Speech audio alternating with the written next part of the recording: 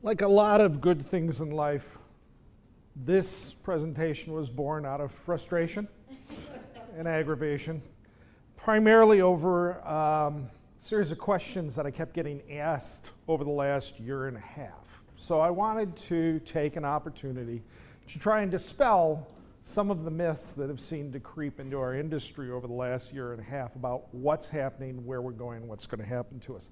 This is supposed to be fun and entertaining.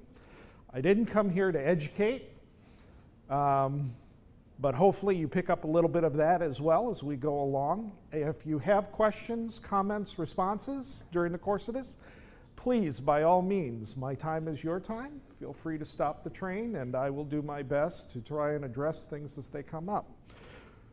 So because I'm ridiculously overambitious and I was really caffeinated when I wrote the initial description, I decided to tackle 6 areas here.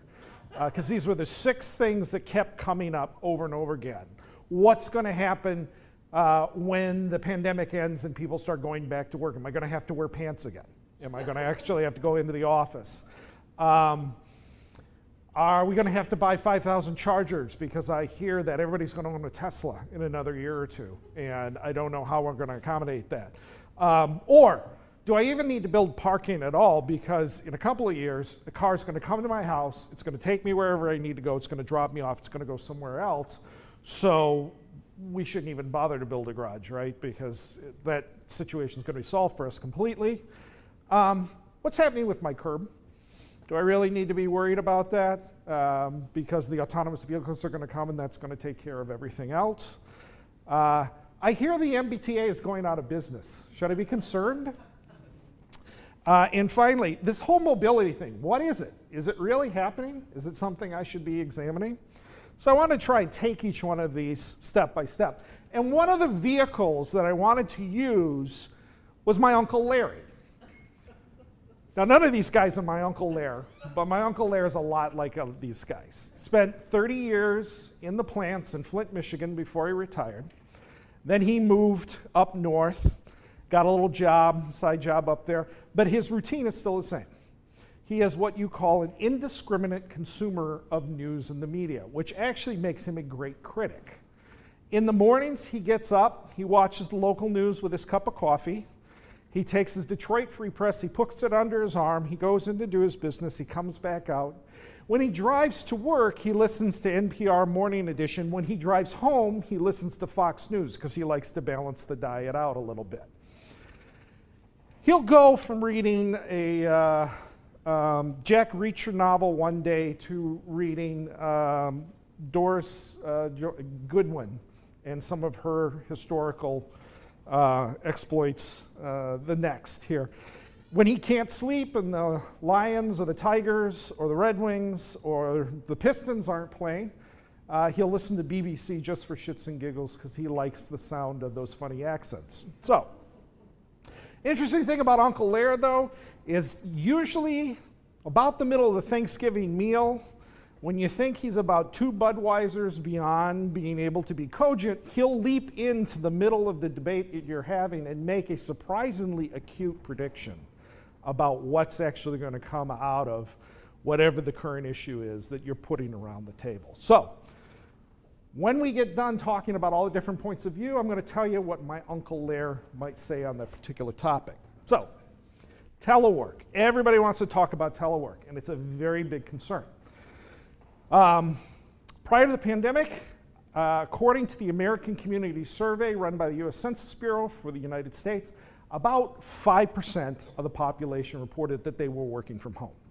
Now, this was a vast improvement over 2010 when that number was about 4.1%. If you look at the trending over those 9 years, on average, work from home in terms of adoption was growing about 0.1% a year.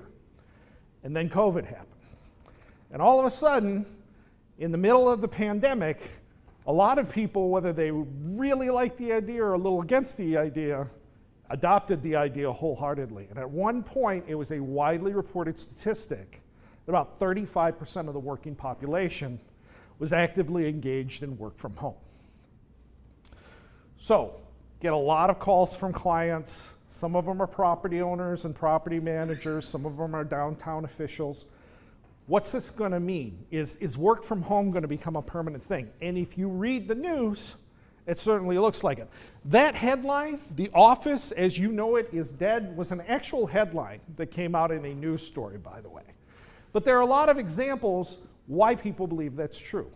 PricewaterhouseCoopers just came out at the end of last month and announced that they were going to send a massive number of their people into a virtual work from home arrangement going forward here. Capital One has said 90% of the folks in their call centers are all going to be working from home from now on.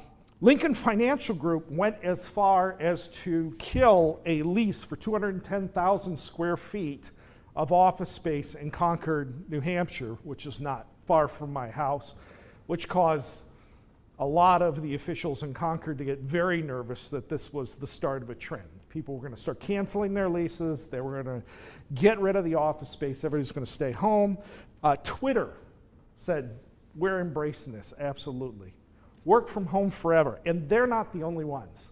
This is a listing of roughly 40 firms that have said, work from home is going to be part of our permanent culture going forward. And this is far from an exhaustive list, but there's some big, big names out there. So you can imagine why this makes people nervous and why people who own, say, parking garages and office buildings are wondering if perhaps this is at the end of their livelihood as they know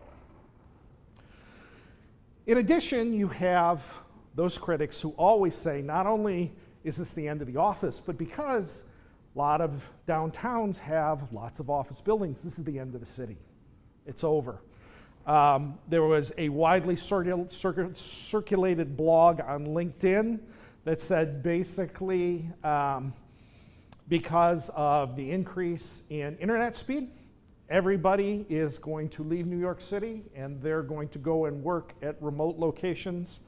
There was a similar article that came out in The Hill that said people were going to move to better, more affordable communities because everything was virtual at this point, and we might as well start shutting down New York City because it's had a decent run, but that's it, it's all over.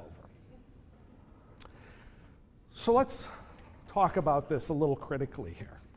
There are 5 general definitions about what remote work is and what remote work arrangements might be.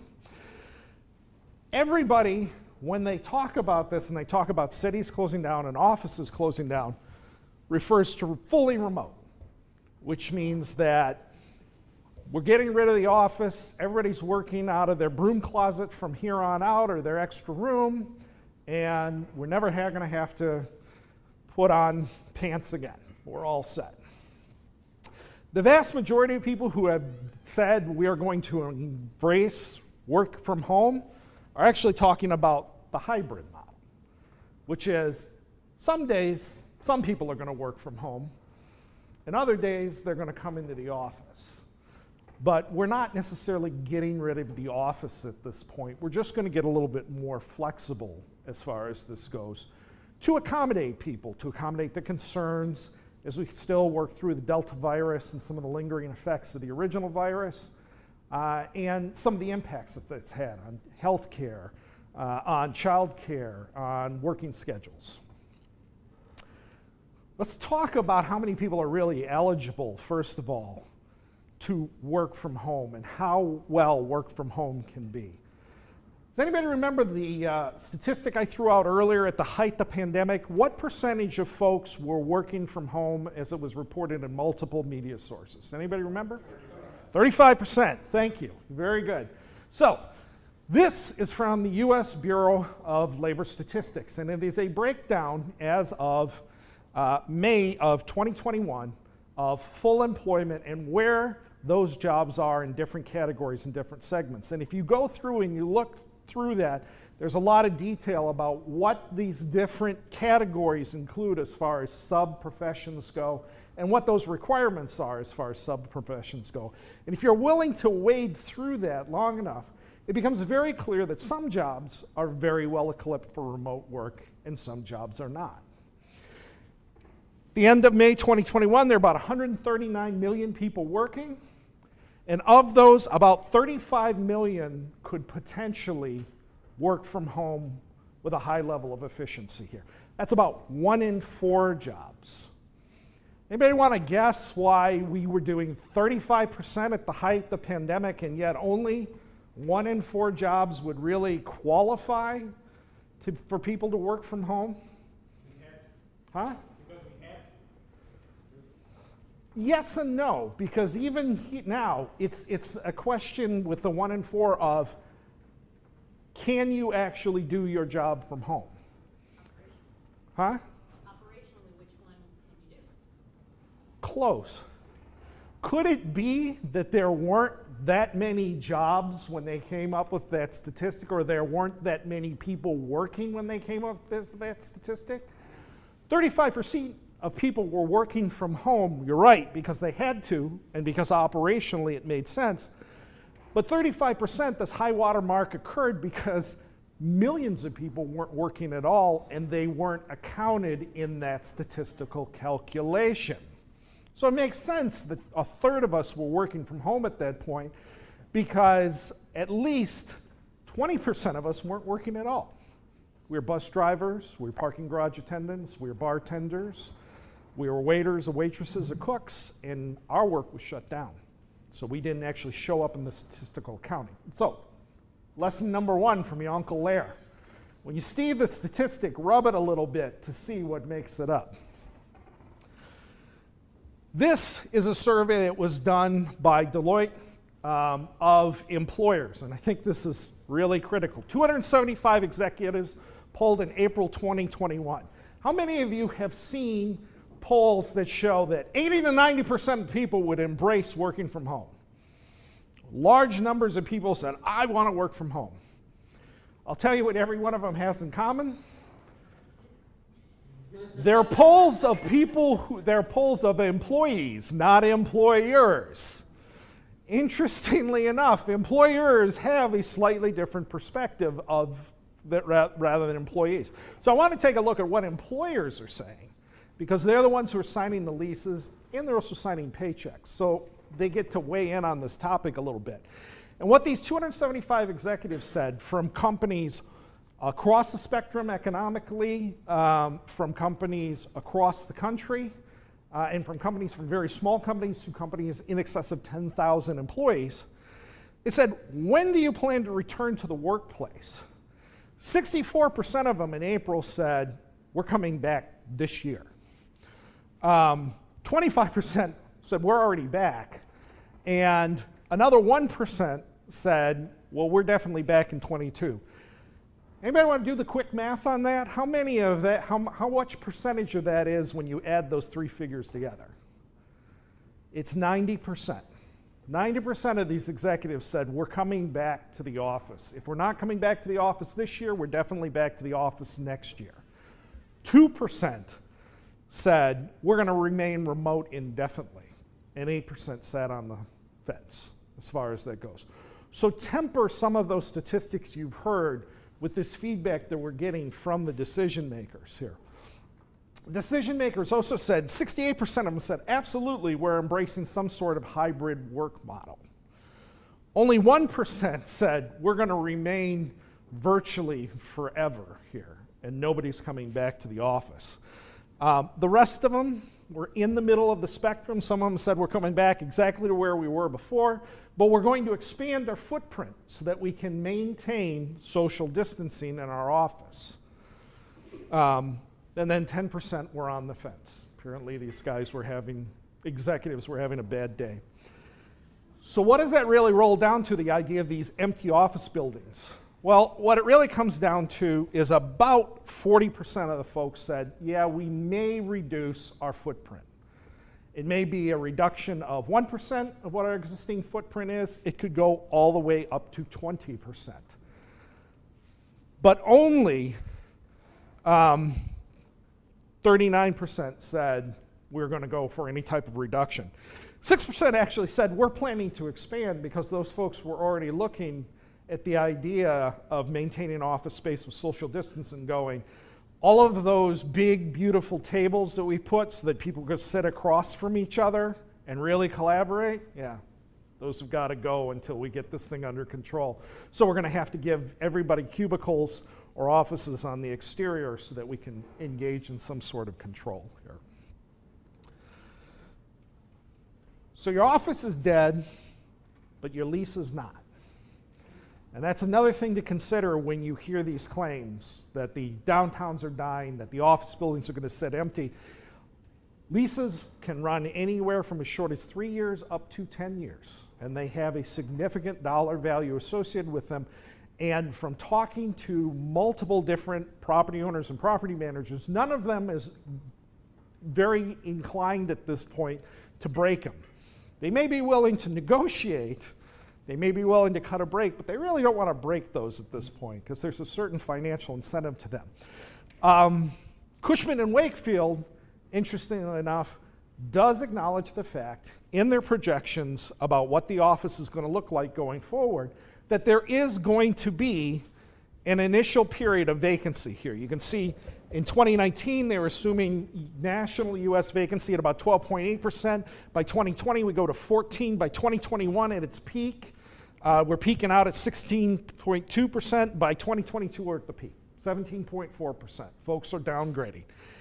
And then the vacancy level starts to drop. And it starts to drop in point because job growth starts to increase, and all of those new employees need to come in someplace to get oriented and to get onboarded.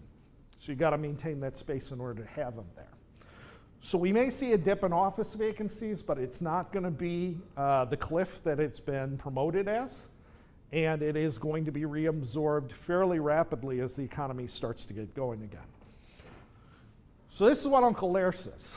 Uncle Lair says, you're going to see hybrid working arrangements, and they're going to get broad acceptance over select markets that will actually support productive hybrid work.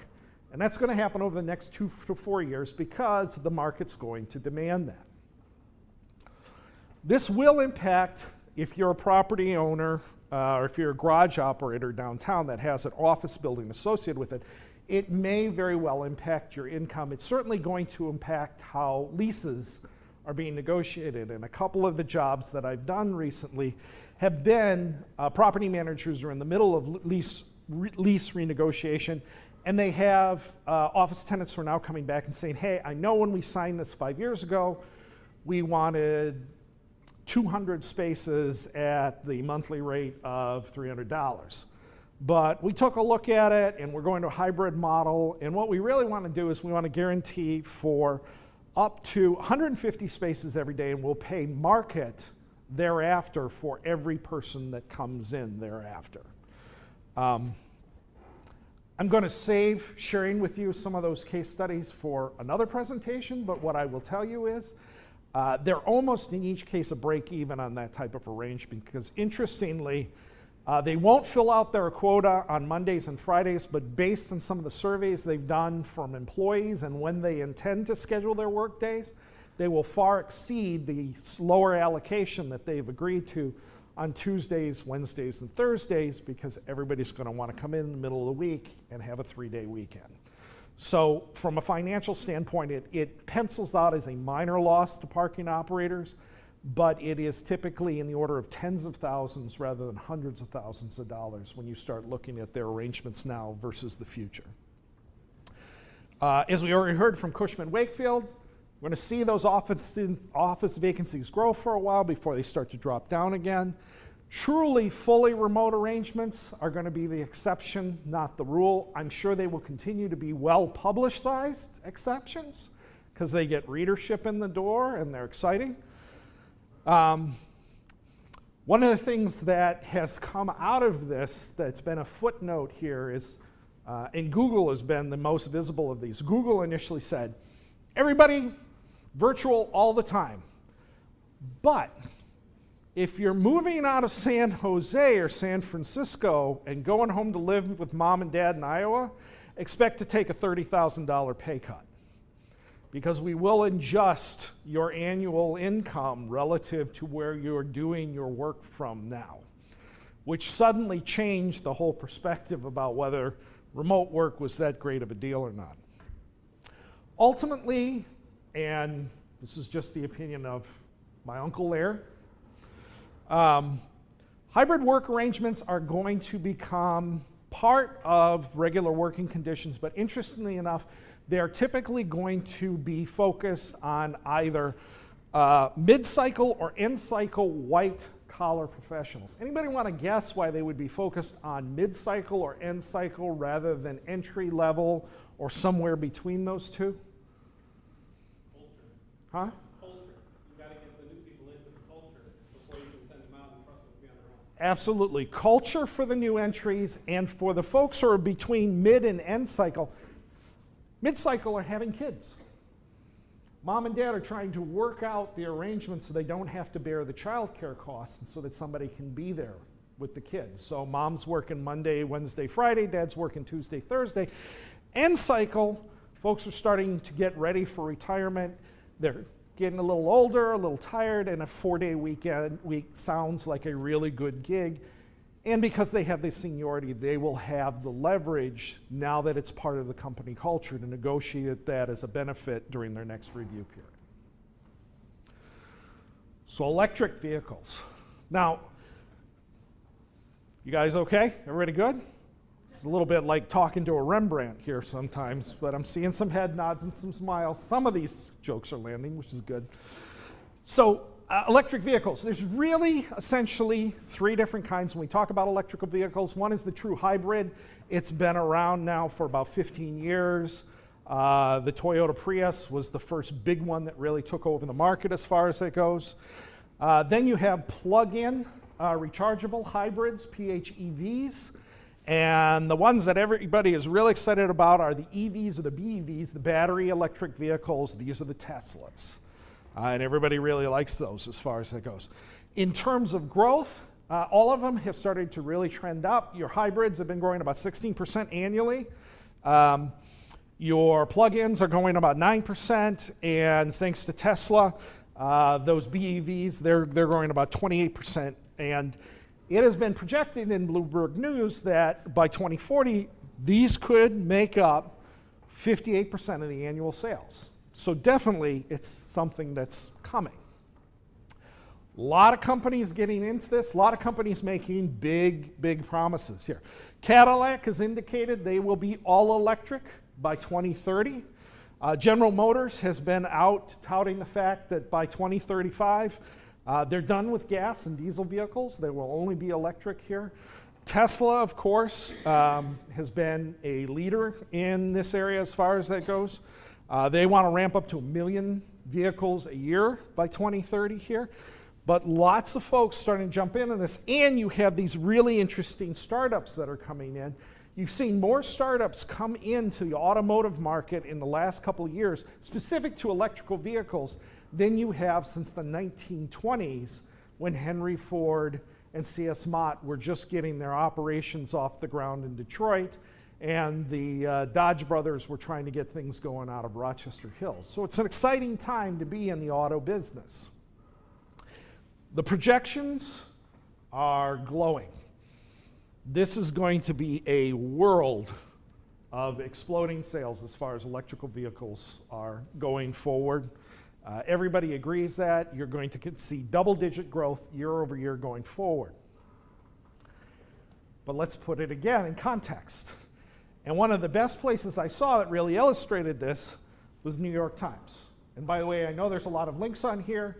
We're going to post this on the New York State website, so you'll have an ability to go through and look at all of these and look at them, and then email me later on and tell me, Andy, I think you're kind of full of it, because I actually read the article. But that's okay. We're talking about it. That's what's important. So one of the things the New York Times made very clear in their article here is we got 250 million vehicles on the road today. Only 1% are electric. So if we really want to get to some of these levels that have been set forth as far as penetration into the fleet, we're going to have to go through the type of production that, frankly, we haven't seen since we were on a wartime footing when we were making planes and tanks. It's going to be a tough lift here. If electric vehicles make up 25% of the sales by 2035, That's just 13% of the vehicles on the road. By 2050, if we keep that up, and there's 60% of new sales, we're only looking at 59% of the active fleet going electric, because we've gotten so good at building diesel and regular gasoline-powered cars that they are staying on the road longer and longer and longer. The average age of a internal combustion engine-driven vehicle right now in the US is 12 years. So the days back in the 1980s where you bought the throwaway Chrysler and figured if I got 3 years out of it, I was all set, and then got out, are over. Of course, part of that is reflected in the price. If any of you have gone to buy a newer used car, it's the same type of investment our parents were looking at in a first home. So it makes sense that they're a little bit more durable than they used to be. Here's the other thing that may be an inhibiting factor, especially when a lot of the excitement is about the plug-in, battery-driven or hybrid vehicles. We're really behind when it comes to charger production and charger installation. The green bars that you see here that are going up precipitously, those are electric vehicles. These little purple bars down here, those are charger units that are getting put out there. And while we could be looking as many as 3 million of these out there by 2021, we're only looking at about 108,000 public chargers that are available for them. That's a ratio of 28.2 vehicles for every charger that's out there. This may slow down some of the experts' projections slightly because there will be a significant amount of competition for those public chargers wherever they are located, especially when there's 28 vehicles for every one that's out there. This is the other thing that could slow it down. As we start to get more and more into electrical vehicle production, demand for standard gas is going to drop. When demand for standard gas is going to drop, the price is going to drop as well. Economics 101.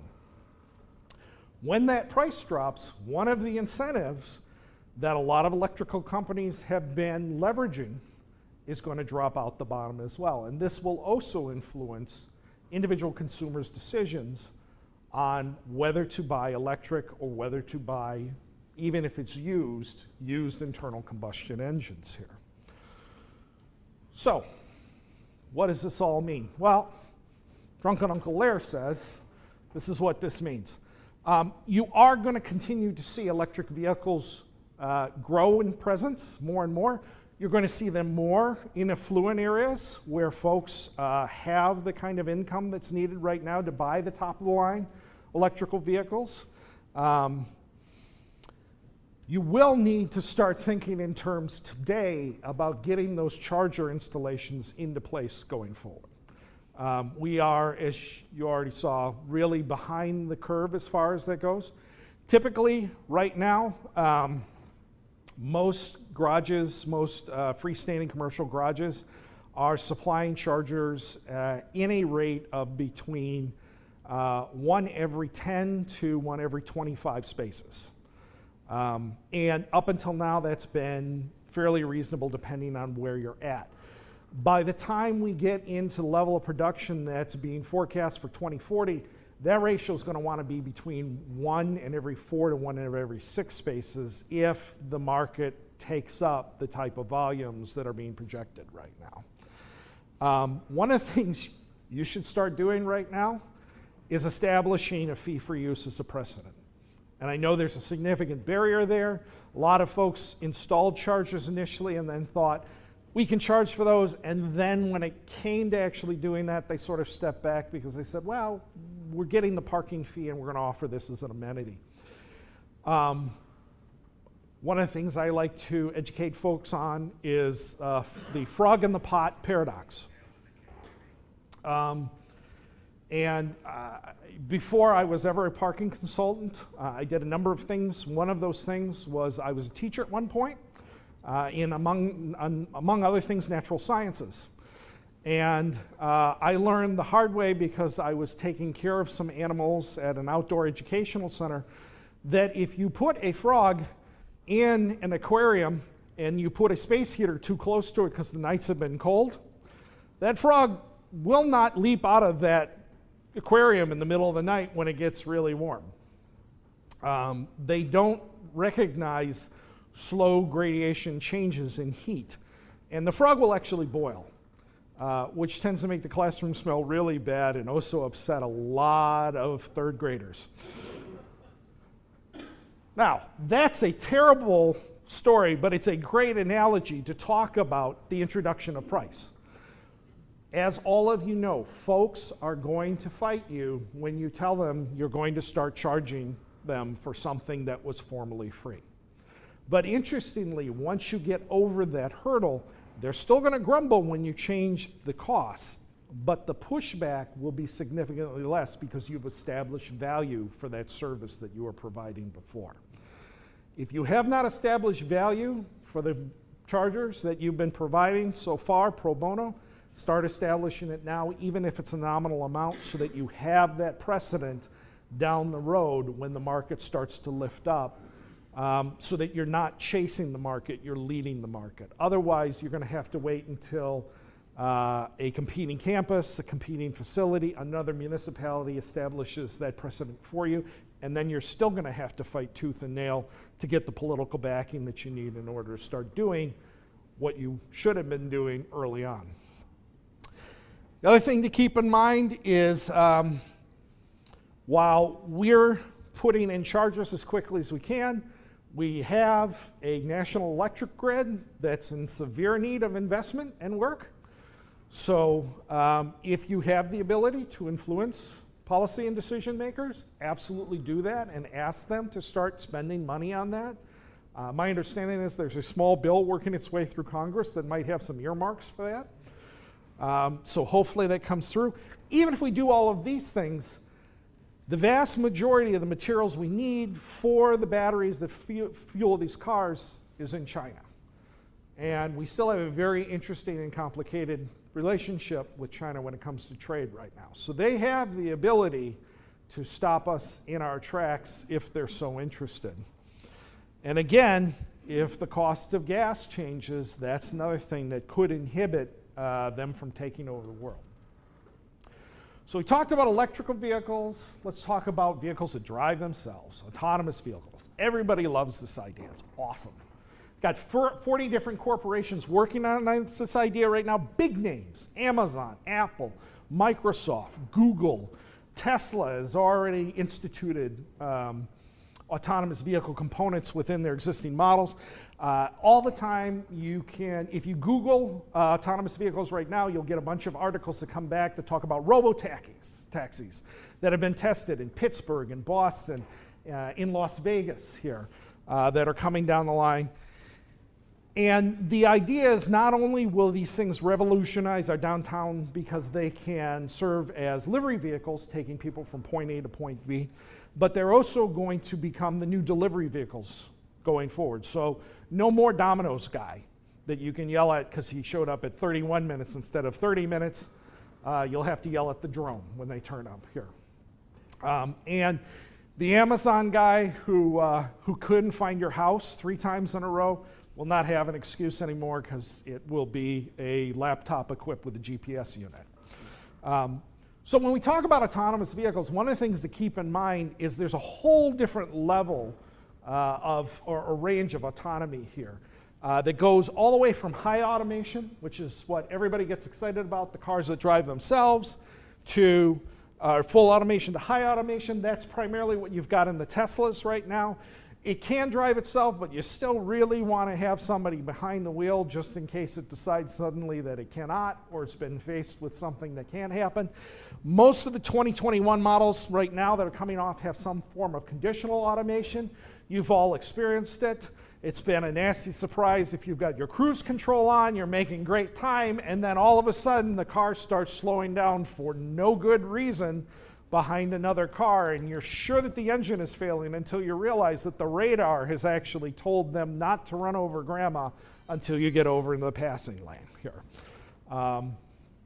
Ditto with the lane changing things. That's been, if COVID has taught us to wash our hands, then the wheel shake every time you change a lane without hitting your directional has taught you how to use your turn signals here.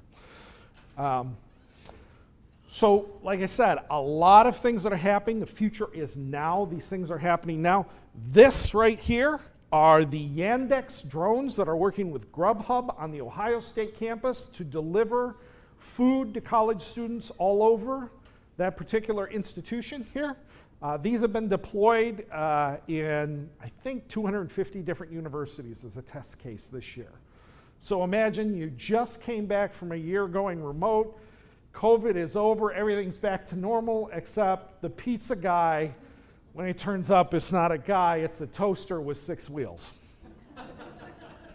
And then over here, you have the early GM concept, which is a completely automated, driverless robo-taxi here. There's not even a wheel in there. The seats inside this actually face each other. So in terms of design on the outside, it's very futuristic. On inside, we've actually gone back to the stagecoach days again, where we're facing each other rather than outside. And there's a lot of projections out there that talk about how these are going to take over the world. This is my buddy Todd Littman over at the Victoria Policy Institute. These are projections that he's included in the white paper he put together. By 2050, the days of driver's education will be over because you won't have to learn how to drive anymore. The driving will be done for you. You can focus on other things like texting your friends and Snapchatting the fact that you're in your robo vehicle. It's been a little bit of a rocky road. The Google car, Waymo, when it first started to go through testing, had a small issue with the brakes. When it would encounter flowers on the side of the road, when it encountered road flares, when it encountered soap bubbles, the brakes would automatically deploy. Uber has had an even tougher way. Tesla has actually had 3 fatal crashes that were attributed to folks setting the automatic cruise control, the autonomous driving feature, and then just taking their eye off the road, taking the nap. There is a great picture out there of 2 guys actually dead asleep, I think on the Mass Pike, going out toward Newton here in their Tesla. Uber's probably had the roughest time. When they were initially piloting their vehicles in the San Francisco area, they had 1 near miss with somebody, with a vehicle that was actually piloted by another person. For a while there, they were confusing drive lanes with bike lanes, which was also an issue. Most tragically, when they were doing testing in Arizona in March of 2018, one of their vehicles actually hit a woman who was crossing the road, pushing their bicycle, and unfortunately she died. So it's been a tough ride for them as a result, and also because of the amount of cost involved in developing these. They actually sold that unit to Aurora recently here and got out of the business altogether. Lyft did the same thing. This was supposed to be the future for Lyft, and they actually sold out to Woven Planet. Anybody want to hazard a guess why Uber and Lyft were leading this? And this actually is a leading question because it's going to take me to another point here. But why would Uber and Lyft be so much focused on autonomous vehicles? Labor, exactly, labor. Biggest part of your balance sheet, biggest headache those 2 companies have had, especially during COVID, has been labor. So let's eliminate labor from the equation here. Problem is, it's expensive.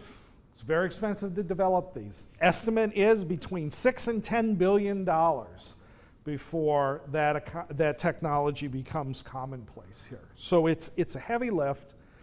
In addition, there are some other things you're going to have to do in order to make these really viable as a majority fleet on the road.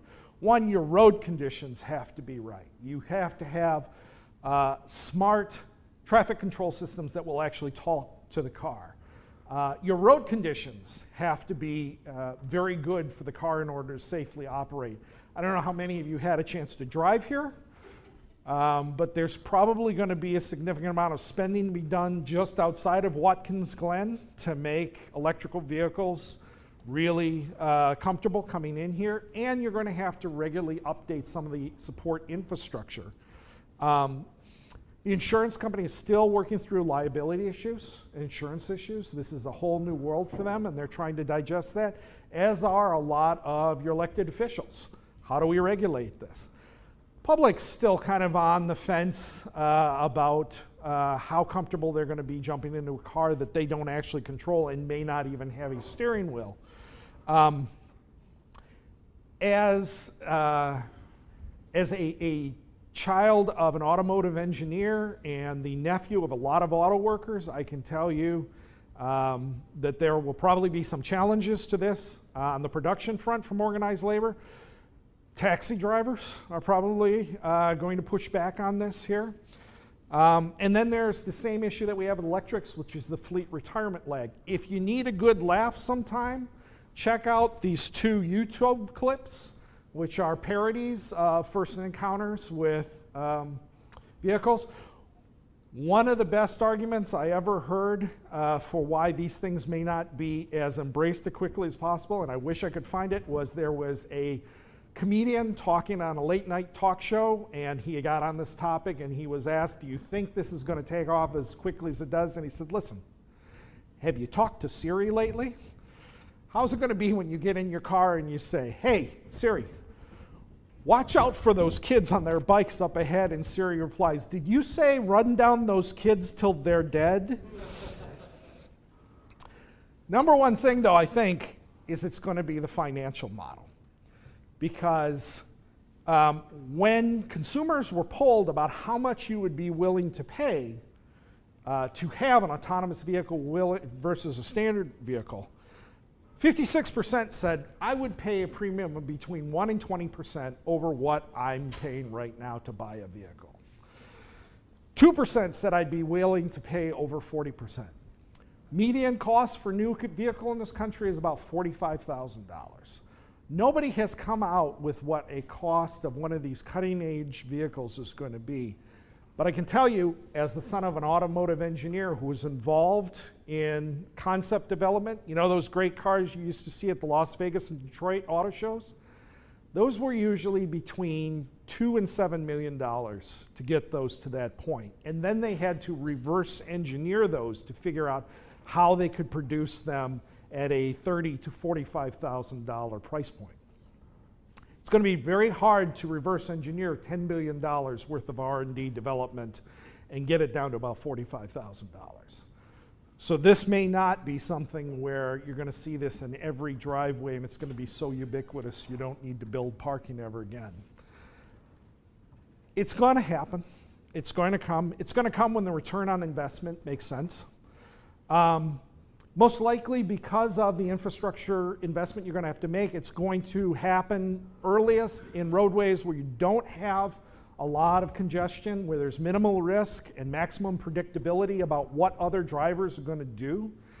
So far, I've only seen one proposed infrastructure investment. Michigan is, big surprise, looking to create a roadway specifically for AV-focused traffic going back and forth between Lansing and Detroit.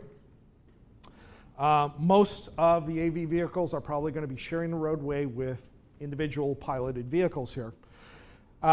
Once it starts to really take off because of the cost, you're going to see it first in the most affluent neighborhoods, just like you saw the Teslas in the most affluent neighborhoods.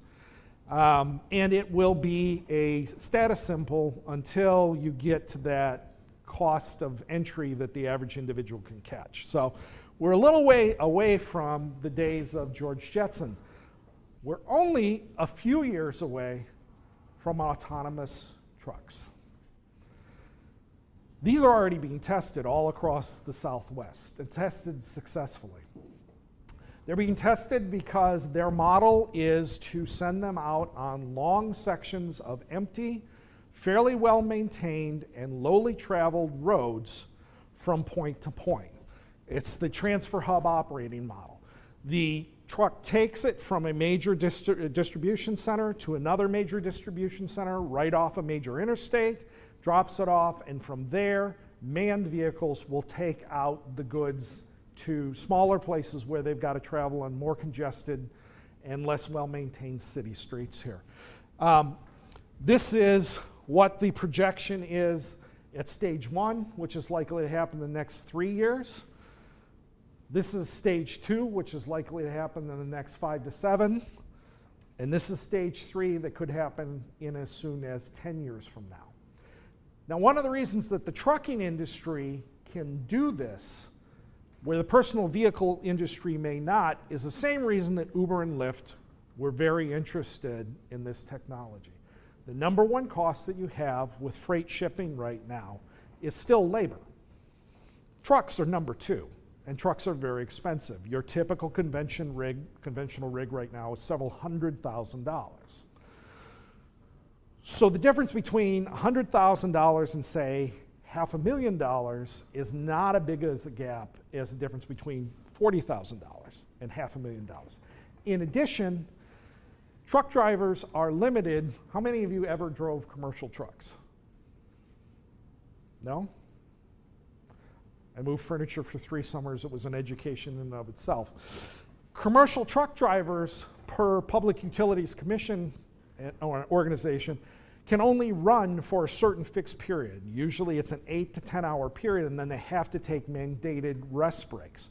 So there's inefficiency built into that system and that cost that you won't have with these vehicles. They can run as long as they're up and functioning and reasonably well fueled.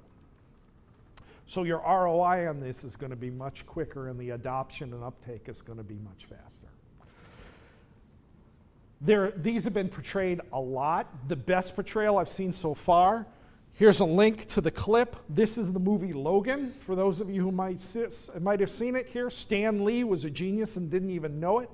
But there's a great scene that involves a accidental meeting between some of these autonomous vehicles and Logan and Professor Xavier and a few other folks here. But if you want to see what the future looks like, this is probably a pretty good representation of what you're going to be seeing across the Southwest in just the next few years. How are we doing on time? 15 minutes. 13. Wow. Boy, did I run off at the mouth. Okay, so curb management. Yes, sir. I'm what? Sweet Jesus. Okay. Yeah. Okay. You're killing me, Kevin. Curb management, broad strokes. Curb management was an issue long before the pandemic occurred. We were already starting to get a lot of competition because of Uber, because of the delivery services, the required from loading zones, parking. Everybody wanted to be at the curb already, and then COVID hit, and suddenly not only could the curb be a loading zone or a drop-off zone or pickup zone, it could also be expanded retail shopping or dining support social distancing. So there's significant crisis at the curb. It's been there for a long time. It's going to continue to get worse. Some of the things that are going to aggravate this here, in a lot of municipalities, infill development is actually sucking up the last few parking lots. Not only is that reducing the amount of supply that's available, it's also reducing the amount of ADA supply that's available within that area, and that's got to be made up somewhere. Most often it's being made up at the curb. Supply chains have changed dramatically over the last decade. There used to be a lot more focus, especially when it came to food services, on canned goods, and you just don't see that anymore. That's gross, that's passé, that's low grade. Now we want everything fresh, farm to table here. Well, the problem with just in time is you've got to take deliveries on a much more regular basis and a much more consistent basis. So that competition for loading zones has jumped up as well. At the same time, you have a lot of gateway cities that say, we don't want to create any barriers to entry here, so we don't want to really charge too much for curbside parking. And if we get a lot of residents that are starting to come downtown and they say we want a residential parking zone, we want to accommodate them as well. So we just continue to pile up on this. Transit, car share, bike share. My friends over at the scooter industry, they all want a little bit of the curb here to do their thing as well. And then we've also seen Amazon and some of the online sales just explode 3- to 5-fold. At any given time in any city, you can see those vehicles double parked any number of places because they're just dropping something off for 3 minutes. But they would really love to not have to be able to double park as far as it goes. And then you've got communities who also say, we really want a parklet here. We'd like to reclaim some green space. And then on top of this, again, you've got this commitment to supporting these endangered businesses in the downtown who need this area to expand. So there are a lot of articles written about this. All of them very much advocate for sort of the same 4 general steps. Step number 1, study the curb. You can't manage what you can't measure. So take some time to study how much curb you've got, who's using it, what are the competing needs that you can start setting some appropriate policy. Then price for effect. There's been a lot written about demand responsive pricing out there. The changing of pricing in order to get target availability and along the curb here. It was initially posited as a parking strategy, but increasingly it's also very effective for managing other competition for that curbside space. Leverage your technology. Mike, I told you I was going to get you the shout out. This is your article right here, which did a great job. This was an article in the Parking Professional, May of 2009, about curb management that showed in this wonderful graphic the role that technology really plays in this process here. And finally, when you're ready to start redoing your streets, design for intent. NACTO, the National Association of City Transportation Officials, put out a great publication at the start of COVID about what other cities were doing to temporarily redesign their streets to support different needs during COVID. They also put out this publication, which really does a great job of talking about how streets might be redesigned permanently in order to get better sharing of curbside space. And Seattle has put together a very complex but very engaging flow chart to talk about how they determine who gets allocation and how it gets allocated according to various needs and priorities here. Number one thing to say about this, now is the time to start going down this road. In a lot of municipalities, have extended themselves out to help support the 2 most vocal oppositions to any type of change in curbside parking, downtown restaurants and downtown retailers. You have them in near debt. This is the time to start having this conversation now about what the future could hold or what it might look like.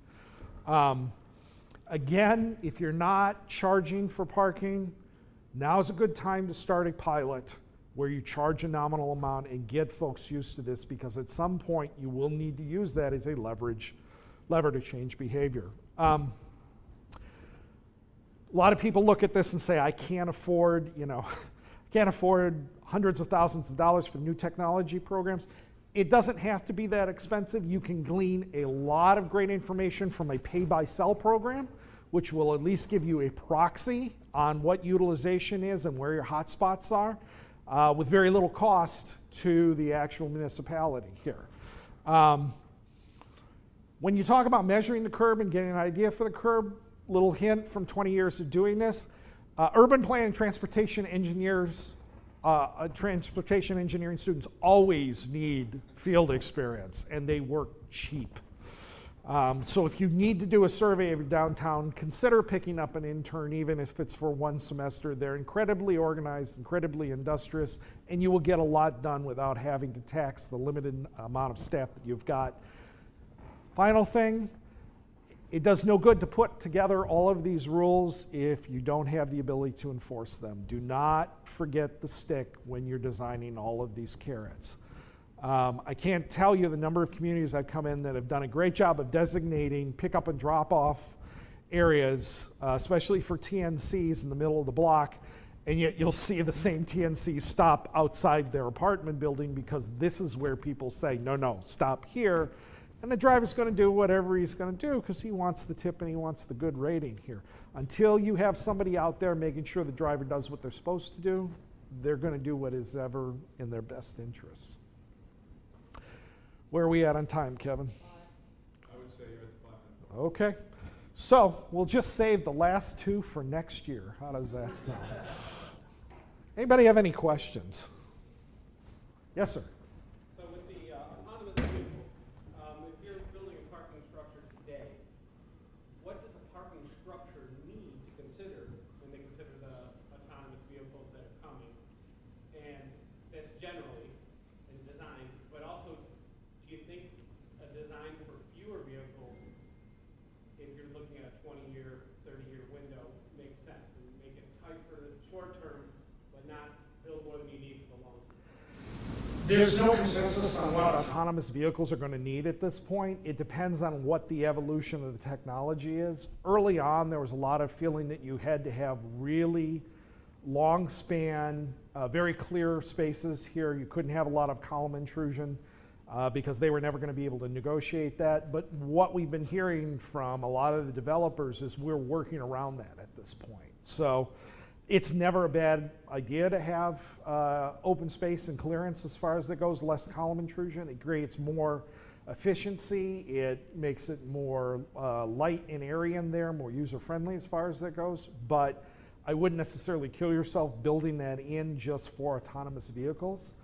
In terms of reduction, that's the other question that we get from folks a lot is, yeah, we're building this now, but what happens when we don't need this much parking in the future because people go back to using transit, autonomous vehicles show up,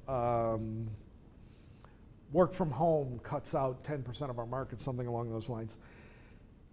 Very often now when we're designing, we're either looking at one of two options. We're looking at doing something that has a limited footprint but is land banking, so you can do an initial vertical development on a shorter pad and have the ability later on to either expand out or expand that area out now in flat floor plate, but do it in such a way that you can take that back with minimal cost, demolish it, it doesn't hurt the functional flow of the garage, and you get that land that you banked back for some other use at some point in the future. The other thing I see a lot of clients looking into, and it's kind of exciting, is autonomous parking has come a long way. A lot of the systems that you see now, the old robotic parking systems, it had to be a fixed box with all your mechanical systems contained within them. A lot of the stuff that you're seeing come out now is modular. So you can actually fit it into a space between columns. It will only it'll turn 3 spaces into 6 or something like that. But it allows you to do more capacity in the facility initially and then pull those pieces out later on and reduce the capacity without necessarily have to building that in terms of permanent infrastructure going forward. A lot of folks are still asking for potential designs for the garage in the future, something that can be converted into some other use at a later point. It can be done, it's not impossible. The one thing that I caution folks is there's a significant cost premium with it. We've done a series of case studies. If the typical structure was running you $32,500 per space, these are probably going to come in around $50,000 to $55,000 per space because you've got to build in that structural conversion in advance so that later on when you demolish those external speed ramps, when you get rid of some of those columns or add additional columns depending on what you want that to be in the future here, you've already set up the structure to support that.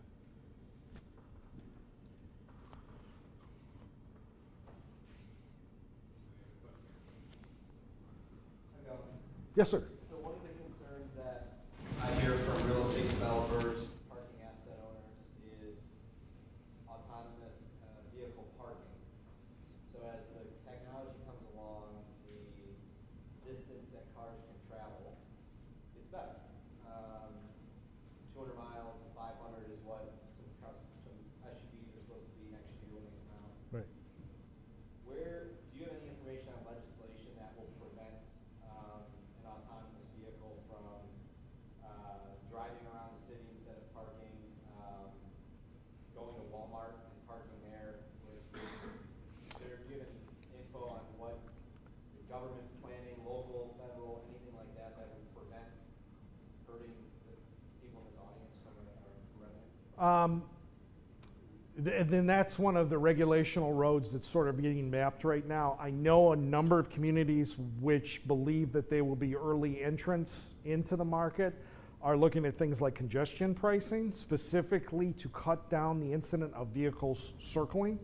If that vehicle's not in use, they want that to get off the road, and the best way to do that is to introduce a toll for vehicles that are circling around without a passenger within them.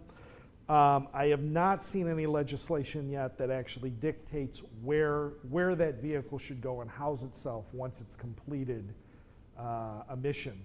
A lot of the developers tell you that, you know, the beauty of these is if it's your personal vehicle, it drives you to work, it drops you off, and it goes back and it parks in your driveway again. And if that's the way it works out, that's fantastic. But I think we all know most folks would tell you, I don't want my driverless vehicle half an hour waiting if I can summon it with a tap on my phone. I want 10 minutes of it. So when I need to go, it's going to be right there at the curb.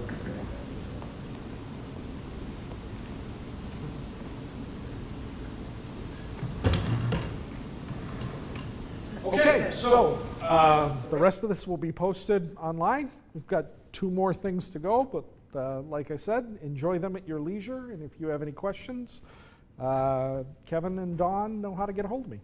Thank you so much.